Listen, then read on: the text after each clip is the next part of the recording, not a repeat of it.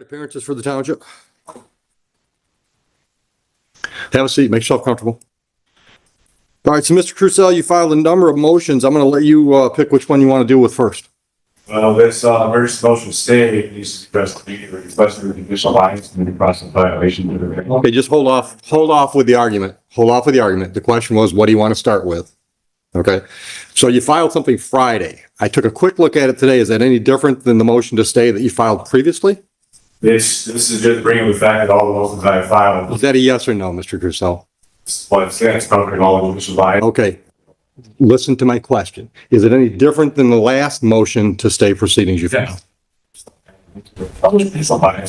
Okay, just give me what you've added since the last one, because this one I haven't had a chance to read fully. The first one I read fully. I just had a mistake straight to me telling you didn't give a shit about what I had to say. Okay, hold on. Mr. Crucell, this is going to be a very long day for you if you don't listen to my questions and answer my questions. That was in the original motion to stay proceedings. I've asked you to give me whatever's new in this motion. New stuff covers just cheating green telling me to sue the Secretary of State rather than addressing the due process violations in my case. Okay, stop right there. How does that lead to why this should be stopped today? All of this is stemming from where all of this should have been stopped a while ago. That's not the way it works. Mr. Crucell, hold on. Okay, that's the last time you're going to interrupt me today without a contempt of court charge. Is that clear? Is that clear? She gets me this entire time. No one has made her answer that. One more word, and it's contempt of court. It's $100 a contempt, and if I get totally fed up with it, then I'm putting you in jail. Okay? Just because she and I happen to agree on the law as it applies to your case doesn't mean we're in collusion. It's possible that you're wrong. At least accept the possibility that she and I have the same opinion about something. That doesn't mean we're colluding. You understand that concept? Do you understand that concept? You're supposed to be impartial. I am impartial. I've been trying to save you. Just because I agree with the prosecutor doesn't mean I'm against you. It just means I agree with the prosecutor. So it means if you're agreeing with that, definitely means that you guys are lying against us. So that means in any case, when I buy the arguments from one side, that means I'm colluding against the other. You're agreeing. Yes or no, Mr. Crucell? No, you have to answer my question. Contempt number one, $100. Answer my question. Every time I rule in favor of one side, does that mean I'm colluding against the other? Yes or no? $200. Yes or no? Because I can do this all damn day. And when I get tired of this game, then I tell them to put you in custody because it's contempt of court, criminal contempt in my view. Buckle up, guys. Today we're diving into the return of one of the most infamous sovereign citizens. Back in front of Judge Oakley, a no-nonsense figure who doesn't play games. The narrator sets the stage perfectly, promising a clash of logic versus delusion. It's calm for now, but you can already feel the tension brewing as the courtroom settles in for what's about to become a verbal showdown. Now, any argument you make from there, I'm going to deny because that's an unreasonable position you're taking. Judges, by definition, have to decide in favor of one party or the other.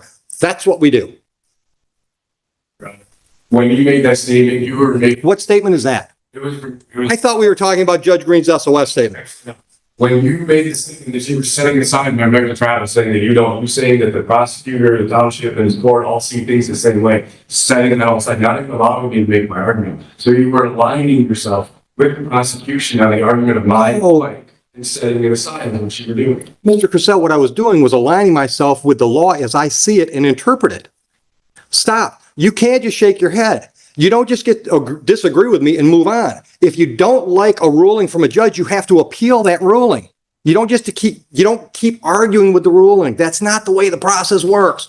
Listen, brother, listen. I have tried to save you from yourself. If you remember the first time you were in my courtroom, I tried to get you to see things the way the process was going to move forward. Because, dude, this process is going forward the way I want it to move forward. You might not like that, but I'm in charge of the courtroom. And at the end of the day, if you don't like anything I do, you can appeal me. That's why they have circuit courts. But I'm not going to let you make this a dog and pony show, especially when we've got jurors here. Dog and pony show. This court has failed to let me make any of my statements, any of my cases. You even were trying to threaten me with contempt anytime I tried. I am threatening you with contempt. My objections on the record to make my case. So you're No, because third contempt. Do not interrupt me. When I said your objections don't mean shit to me is because you were using the word objection inappropriately. You objected every time I disagreed with you. If you have an objection, you have to have a legal basis for the objection. For example, she's trying to put a video into evidence. And you say, I object, Judge. She hasn't laid a proper foundation because all she said is, Judge, I've got a video. I'd like to play it for the jury. That's a proper legal objection. When I rule in her favor and you say I object and I say, what's your objection? And you just disagree with me, that's not a legal objection. That's why I said your objections mean shit to me, because you're not using the word appropriately. Because you don't know what you're doing. That's what I tried to tell you originally the first time you were here. You've never been to law school. You've never tried a case. You don't know the rules of evidence and all the other things that have to be in play to have a trial go forward appropriately, properly, and to be perfectly honest, in your... All right, guys. Things heat up fast as the defendant immediately argues instead of answering simple questions. Judge Oakley tries to keep order, but patience wears thin. When a defendant keeps dodging, the judge snaps, issuing a stern contempt warning. It's the first sign that the sovereign citizen isn't ready for real courtroom rules, and Oakley isn't going to let chaos take over. I'm not spinning.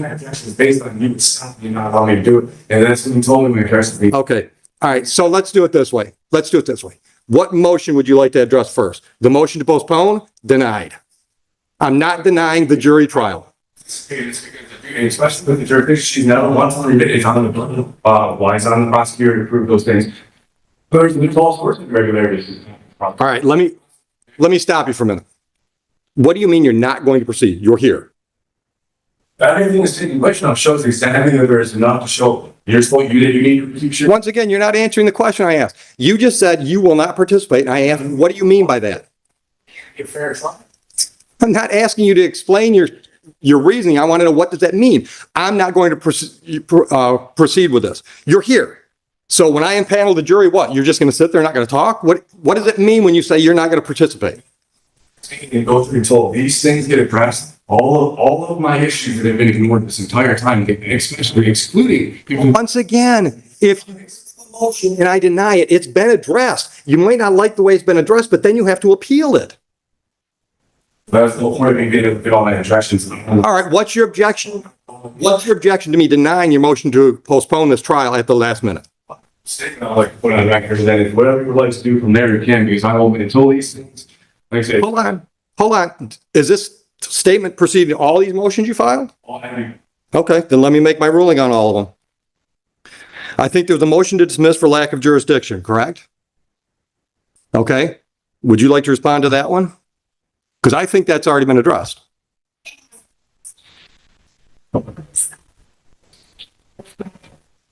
Baker forcibly arrested Mr. Crusoe while he was in Huron Township. 34th District Court has jurisdiction over offenses that occur within the township, both civil and criminal. This is criminal and Did you appeal Judge Green's decision on that motion? I'm prosecuting because I've been in contact with the appeals. Okay, so there's no appeal filed yet, correct? I'll take that as a yes. There's no appeal filed. That motion is denied then. She made the ruling. You don't get to ask me to make the same ruling. Once again, don't interrupt me because I can go to 4 real quick. Judge Green, a judge in this court, ruled on that exact motion and denied your motion. That motion has not yet been appealed, and it certainly doesn't get appealed to me. Is that clear? Yes. Thank you. Next motion. The tension explodes as Judge Oakley hits a defendant with multiple contempt fines, laying down the law with total authority. Every word cuts sharper than the last, showing zero tolerance for arrogance. The judge explains the meaning of impartiality, exposing how the sovereign logic collapses under pressure. It's courtroom dominance at its finest. Oakley 3, Sovereign Citizen Zero. Judge can. Listen to me. Then appeal her to circuit court. A judge made a ruling. You don't get to keep arguing that same motion. All she said was that Judge Martin was setting aside and that I should go sue the Secretary of State. The things that she's claiming and saying were never said to me. And I have all the recordings, they were submitted to the court. These things were never said to me. And then she comes here and makes these accusations and saying that the judge said this, the judge said that. Fine, then I'll say the same thing to you. Listen to me. Here, on your motion to dismiss for lack of jurisdiction, denied. By me, you can appeal me. Because the reason she stated, the Township of Huron issued you a citation. This court has jurisdiction over citations issued by the Township of Huron. So for that reason, I'm prepared to move forward and adjudicate that citation. Is that clear enough so you can appeal my decision? But Okay. Next one up is motion to reconsider for bias and judicial misconduct. Denied. Would you like me to clarify that in any way? yes, absolutely. Okay. All the reasons that I've stated, there's Okay. Then guess what? The Court of Appeals can overturn me because I'm not biased to you. You might not like the way I talk to you. You might not like the things I say to you, but I'm not biased against you. Believe it or not, brother, I would like to save you from what's going to happen today. I really would. Because here's my dude, let me talk. You have turned what should be a fairly minor misdemeanor and civil infraction situation into a huge mess. I don't think it's going to end well for you. I tried to save you from that the first day you were here when I tried to convince you to have some conversation with a court-appointed attorney, and you didn't want to do all that. I know in my heart of hearts, I have no ill feeling towards you whatsoever. And I'm going to give you the best trial I can give you today if you decide to participate. But I am not going to let you drag things in front of this jury that I determine are not relevant because that's my job as the gatekeeper after the judge over the trial. I'm not going to let you get into a bunch of arguments that I think are just going to cloud issues if I don't think they're relevant. That's my job as the judge, not because I don't like Mr. Crucell. It's because my job as a judge is to run this trial efficiently and effectively. And I'm going to do that. And if I do that, I anticipate I'm going to step all over your toes and your beliefs. But that doesn't mean I don't like you or I have bias against you. So I am denying your motion to recuse myself. Anything else you want to put on the record so you can appeal that decision? Go ahead. Once again, stop. That's an improper use of an objection. What you want to say is, I disagree with that, which is fine. That's why you appeal it to the circuit court. But it's not an objection. What's your legal objection to my ruling? The fact that you set the framing of That's not a legal objection to a ruling. That's not a legal objection. So, that's two motions down. The next one is motion for relief from judgment. I'm assuming that's Judge Martin's decision to set aside your defaults. All right. Do you really want me to grant that motion? Because if I grant your motion, that means the default that was set aside, defaults that were set aside are reinstated. Is that really what you want today? well, listen. The thing is what I'm saying. Mr. Purcell, yes or no? You filed a motion asking me to set aside a decision that was made. Do you really want me to set that decision aside? Because that means those civil infractions are then in default. Now the judge delivers a brutal reality check. Oakley explains exactly why objection doesn't mean I disagree, turning the courtroom into a crash course in law. His tone drips with tough love as he reminds a man he's not a lawyer, never went to law school, and doesn't know the rules of evidence. It's educational and ruthless at the same time. Legal schooling meets total humiliation. Want me to set aside those do you want me to set aside the default set-asides? Do you want me to reinstate those default judgments? Then I'll deny that motion. All right. You filed something called Notice of Constitutional Rights, which I didn't see anything where it required me to make any decisions or anything else. You're just letting me know that you're standing on the Constitution? So am I. All right. The emergency stay we dealt with. You also file an affidavit of non-consent. You didn't need to file paperwork for me to know you didn't consent with the proceedings, but I got the message there. Was that the only message I was supposed to get out of that document? Essentially, yeah. Okay. Prosecutors. Okay. I don't need a preachy moment. I just want to make sure I wasn't supposed to get anything else out of that affidavit other than you don't like the process that we're involved in. Next thing I had on my list was affidavit of motion for judicial notice. What does that, judicial notice of what? Certain terms, everything that this prosecutor keeps trying to use and apply in this case that are not the lawful terminology being used. Like, okay. For example. You use motor vehicle. Okay. Motor vehicle's pretty much a term of art in our business. Law differences between how it's being used. Absolutely. Well, then you can make those arguments. But you can't tell her she can't use that phrase. Yeah, but I'm not the trier of fact. So if you want to make an argument to the jury that her use of the term motor vehicle is improper, you can make that argument. Is that what you're concerned about? Is you're not going to be able to make the argument? Yes. Get what stuff on the record? Filings. Well, I can guarantee you're not getting all these filings on the record because the jury has no reason to know about all your motions. All of this has to go. Everything's taking place. No. Exactly. No, that's not the way it works, Mr. Cassell. That's not how it works. That's not how any of this works. No, Mr. Cassell. All right, listen, brother, listen. You don't get to tell me what my job is. I've been doing it for 25 years. Listen. Well, then that's why they have appellate courts for the fourth or fifth time. I decide what this jury gets to see today. I decide. That is, by definition, the role of the judge at a jury trial. I get to decide what goes in front of that jury. If you don't like the decisions I make, you appeal those decisions. That's the way it works. What this jury has to decide today is whether or not you violated the township ordinance on that date. Hold on. None of these legal arguments about whether or not I should recuse myself or whether or not you notice me up for constitutional rights, none of that has to go to that jury. And none of it's going to. That's why they should have tried and my emergency motion to stop this. I already ruled on that. Certain acknowledge my motions for my next travel. Nothing to do. Once again, I'm doing my function as a gatekeeper for a jury trial. I'm deciding what's relevant and what's not. And you can disagree with me that all day long. But we're going to do it, once again, we're going to do it my way. You can appeal me. I've been appealed before. I'll probably be appealed before I retire again. It's okay. That's the way the process is set up. I encourage you to appeal me.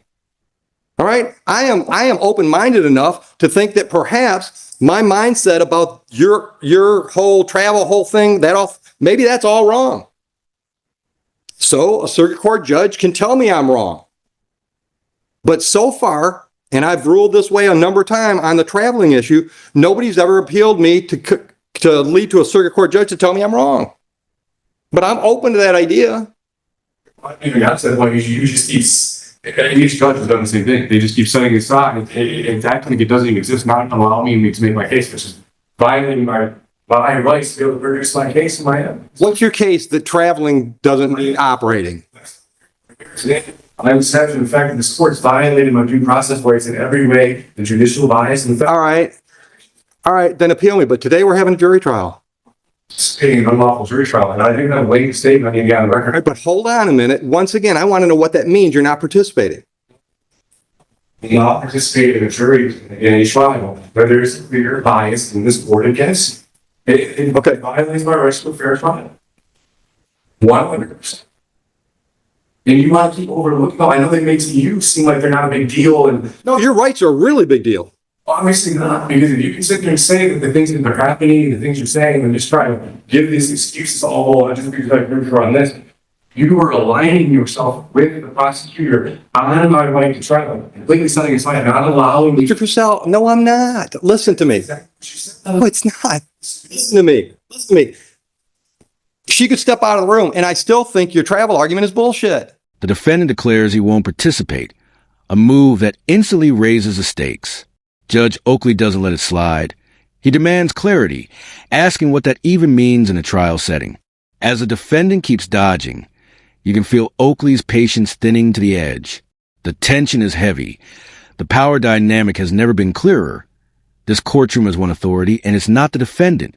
When you're driving a motorized vehicle, or traveling in a motorized vehicle, that brings all those ordinances into play. That's my legal ruling. Appeal it. I encourage you to do that. But that whole traveling argument, which, dude, I've been through that argument a whole lot more than you have. Trust me, in the last 25 years, I've had that argument a lot. Traveling as you try to apply it meant you could not be stopped by the government from walking from one venue to another. But when we got motorized, then the rules kicked in. Rulings from the American jurisprudence sites that literally state that yes, first of all, you're all that, and including automobiles, as long as one does not interfere with another's rights. And this is something that's been established to be secure. Then appeal me. Take that precedent and appeal me. As well. Okay, that's your right. I'm not trying to stop you from doing any of that stuff. I'm just trying to stop you from bogging down this jury with stuff that I've determined is not appropriate today. Because just because you're determining it based off of what though? That's what I'm saying. All these things are relevant and they are accurate. They're relevant to you. They're not relevant to me. I've made the decision. I have made the decision. I made that decision months ago and you didn't appeal that. I mean, the process Which is not an appeal. Is an extreme, lawyer when there's bullshit that you can't do that. Absolutely, I do that. 100%. No. Listen to me. If I don't hold you to the same standard I hold her to, then I'm treating you differently than her. How is that unbiased and impartial? You've decided to engage yourself in this venue, in this arena. That means you got to know. This part showcases a cornerstone of sovereign citizen delusion, the battle over jurisdiction. The defendant insists the judge has no authority, and Oakley shuts him down with cold, precise law. He explains how jurisdiction works, why the township citation stands, and how appeals function. It's a perfect legal takedown, the kind of moment that shows just how hopeless these arguments truly are. You didn't have to do it as an untrained layperson. You had free access to qualified, competent legal counsel. They're still here. There's one right there behind you. He's still ready to help you. You chose to do this yourself. That means you've got to know the court rules. You've got to know the statutes and the ordinances. You've got to know the rules of evidence. And if I help you through those lapses in your knowledge base, that's not fair to the prosecutor. Then I'm taking sides. And now I'm not going to let her walk all over you and try to trick you because you don't know some of those rules and statutes. But I am absolutely going to require you to know what you're doing because you've chosen to do it. That doesn't show bias. That shows impartiality. There is no partial anything. I have the. Once again, Mr. Crusoe, that's your opinion. No, it's your interpretation of the facts. So you have to appeal my decisions. And look, dude, the fact that you're not in a jail cell right now shows how impartial I am. When Officer Price literally pulled up to me, my wife had days before any of this even happened, and talked to us about the traveling. Even told me I was well within my rights. Gave me every clarification that I was well within my lawful rights. This was all a retaliatory thing from the beginning. And then even when the chief called me, he even called me trying to I was like, what's that over? And then he goes towards the motor vehicle. And then he tries to get me to not pursue legal matters. And then he's mad at me. And then the day that I file for my body cam, I'm getting removed from here on a little league. And stop. Hold on. I don't doubt that it is. But I think we got into this a little bit the first time you were here, and I told you that's not proper for this venue. If you want to complain about the way the Huron Township Police Department handled this, you can file a civil lawsuit against them if you want to. But what's in front of me is one civil infraction and 2 misdemeanors. That's what's in front of me. Oh, and every time I force it to make my case, the court keeps setting all my stuff and not allowing me to be heard. Because I'm going to make decisions based on the facts. That jury hopefully is going to make decisions based on the facts that are presented. How will there be facts if this court continues to not allow me to get my facts? Because the facts you want to get into, what facts do you want to get into? The chief had some conversation with you? It's not even just that. I mean, well, yeah, regardless, I have all of that to cover too. The fact that my defense, based off what I was doing, I didn't have to produce any of that. It just keeps all just thrown aside. Every single bit, and just not even trying to acknowledge any of it. So hold on. I don't understand. Hold on. you want to be able to testify to this. Oakley starts denying motions one by one. Bias, misconduct, reconsideration, each time reinforcing the rule of law. His frustration turns into genuine concern as he warns the defendant he's turning a minor infraction into a disaster. The humanity shines to the authority here.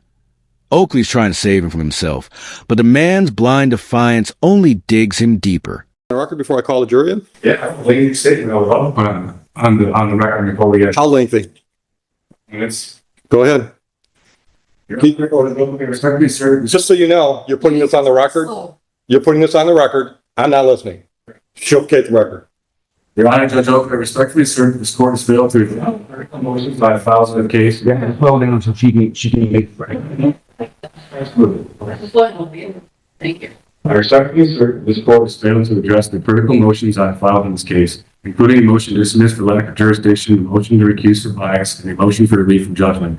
These motions have raised significant concerns about the court's jurisdiction, judicial bias, and violations of due process under both the Michigan Constitution and the U.S. Constitution, particularly the 5th and 14th Amendments. I have also submitted affidavits and motions, including an affidavit of truth and an affidavit of rebuttal regarding the traffic stop by Officer Merrill, which is connected to this case on August 21st, 2023. Citation number 24HR-101-430, which this court also ignored. These documents directly challenge the jurisdiction of the state in this court, and failure to address them constitute a violation of due process rights. Additionally, I have filed an affidavit of not consent, a motion for judicial notice, a motion for clarification of accuser, none of which have been acknowledged by the court. In Marbury v. Madison 5 U.S. 137, the U.S. Supreme Court clearly established that any law repugnant to the Constitution is void. I believe the action or lack thereof of the court violate fundamental constitutional principles. In Murdoch v. Pennsylvania 319 U.S. 105, the court reaffirmed that no state may impose fees or penalties for exercising a constitutional right. And Thompson v. Smith 155. Judge Oakley closes the session by dismantling every remaining argument. From a misuse of legal terms to the tired traveling claim, he leaves no stone unturned. His tone is firm yet composed, the voice of experience cutting through nonsense. It's a perfect ending to a courtroom masterclass. Reason triumphs over rebellion. If you enjoyed this breakdown, don't forget to like the video, subscribe to the channel, and we'll see you in the next one. So you understand the process, we're going to do voir dire. Did you have a chance to talk about the iPad? No. Hold on a minute, Joe. Yeah, I told him I would go over it. Okay. I understand that's your position, but I'm still going to explain things as they go. All right. I mean, I just want you to understand what's going on. So if you decide you want to jump in, you'll know where you're at. Understood? I'm not trying to talk you into participating. I'm just letting you know what's happening. I'm going to explain things as we go for you and them. You got that? I suppose I don't understand why I need to sit here and use my time for an phone. Because if you leave, I'm going to ask you a bench warrant, and you're still going to have to deal with this down the road. Well, At least this way, listen. Here, one of two things can happen today if we have the trial. Either they find you not guilty and you're done, then you can file all your grievances and stuff, or they find you guilty and you're just filing one more appeal. instead of wasting everyone's time, maybe. You've already wasted their time because they're all here. They're all here. Well, that's why I filed these things weeks ago. These things should have been addressed before this process even took place. There's a scheduling issue that takes place too. So But hold on. Hold on. Don't interrupt. You didn't appeal the last round of decision. You didn't appeal the decision you didn't like from Judge Martin. You didn't appeal the decision you didn't like from Judge Green, and you didn't appeal the decision you didn't like from me last time you were here. So here's my problem. I'm not going to adjourn today because you say you're going to appeal, because if you don't, we've accomplished nothing and we're no further to resolving these files. And I had to file with the appeals court that I've been in contact with the appeals court. Okay, you contacting the appellate court, first of all, this should go to the circuit court. All right, you've gone. Okay. So I didn't choose for you to be here, but you're here. Okay, so we have to get through it. All right. So the way it works is you don't just talk to them about an appeal, you actually file and perfect an appeal, but you didn't perfect the appeal. So there is no appeal. You started the process, but there is no appeal. So, we're going to go forward today. The only question is, are you going to be in the chair or not? No, again, if you were prevent for, I'll have to stay on one, correct? Depending on what I set the bench warrant at. It can be whatever I want it to be. Once again, but see, you think that's bias, right? And that's me explaining to you the way the process works. I could set a $10,000 cash bail on this. And until a circuit court judge tells me that's got to be set aside, it's the bail. That's the bond I set if I set it. Because here's the thing. And I'm trying to, listen, dude, I'm trying to get you to see I've got a job to do. It's got nothing to do with you personally. All right, you keep bringing this, I'm having so much trouble getting through to you. I'm thinking the next step is a competency exam. So that fact that she told me that on the record in front of her, and in all the things that she's saying, the judge said, she never said that on the record. I have the record submitted. So once again, told me she wasn't doing this because of the Secretary of State. then appeal Judge Green's decision. I've told you that at least 5 times today. If a district court judge makes a decision you don't like, you appeal it to the circuit court. You don't just keep arguing again. That doesn't get you any further along.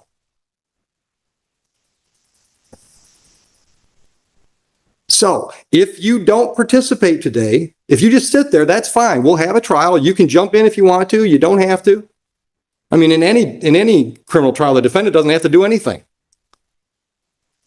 But at each step of the game, I'm going to let you know what your options are. So for example, when we do voir dire, I'm going to ask questions of the prospective jurors. She's going to ask questions of the prospective jurors.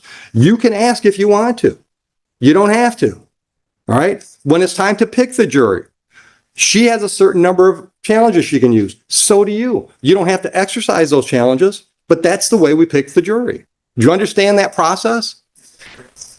Marcus is up trying to get all this stuff established as a course of contingency. And I still have evidence that I'm trying to get from the township that they're using lead codes to redact, which they did with the policy information that I able and got them to give me the policy because they were trying to use things up. Okay, stop right there. Hold on. Stop right there. Stop right there. That's something new evidence you're waiting for. What are you waiting for? This is where I haven't got it to even get to. No. Tell me what it is. What? Evidence that was that I requested from FOIA's in the very beginning with my bottle camera. No. But well, what is it? You're looking for some records, some ordinances? What? Part of the traffic stuff, comments and things that were put in there that. Hold on. In where? In the comments. You don't have police reports? Well, I do, but I found out that they withheld certain documents that when I filed my FOIA, they didn't give to me. And then upon doing more. Go ahead. Do you have any idea what he's talking about? He's bringing things from the south notes and, You mean like the officer's personal notes?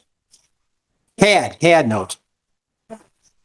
and, for example, body on camera where they're sitting in their patrol car and the computer's on. Those are all mean material that can't be discoverable. It can't be shared with people outside those that are have the security clearance to observe or handle the material. So that's what he's referring to. Okay. That's not what I'm referring to. The notes on the computers and stuff, that's not what there's even stuff that was in the body cam that when they were talking to the chief that they purposely redacted out of the conversations and the notes that that are completely all redacted. It's nothing to do with computers. It has nothing to do with personal information and names or addresses. There were things that were stated in conversations that were taking place in these notes. Let me stop you. During the traffic stop? I don't know, they withheld this when they should have given it to me in the very beginning with my FOIA for everything that's involved in my traffic stop. They didn't. Okay, hold on. I'm trying to clarify. Are you talking about like, how do I want to say this? Personal comments between 2 or more individuals? No, it's not personal boundaries. It was stuff that was logged through the traffic stop. Like, No, stop. But I got to understand what you mean. Logged through the traffic stop. You mean it showed up on camera and then they edited the camera? Yeah. Or edited the recording? as well, that there was no clear reasons why. Every time I try to get reasons to why they did it, what it's next, because they're supposed to label why it is. I haven't got anything. And then it's in the comments sections of like what was going on. Hold on. Comments on the incident report?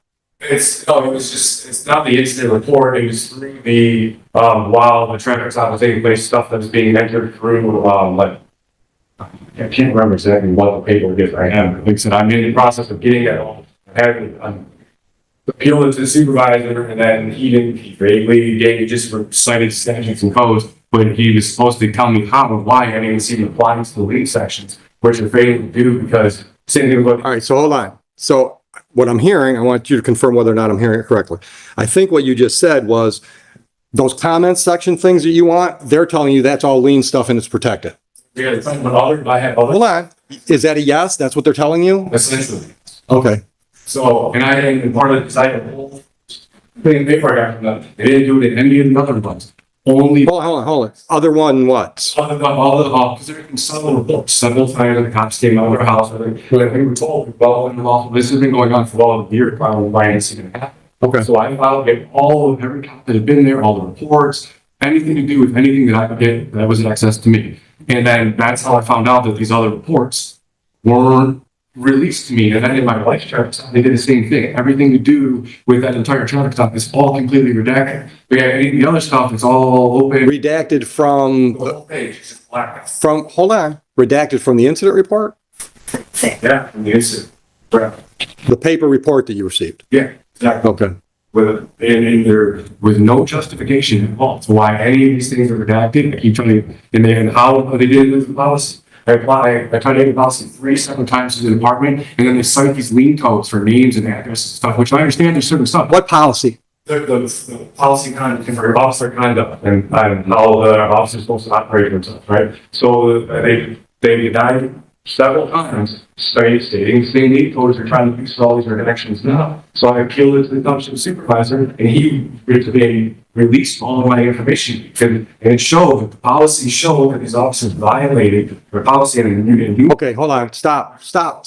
So he released everything, but not everything you want? Well, then once I realized they were doing this, I went back to even more. That's how I found out there was more stuff that was under released to me. Okay. And then they're doing the same process using these lien codes to not let me see what was put in this paper. And that's why it's all the American Titans. I've been trying and fighting all this full time trying to get this stuff together. And I'm getting every which way.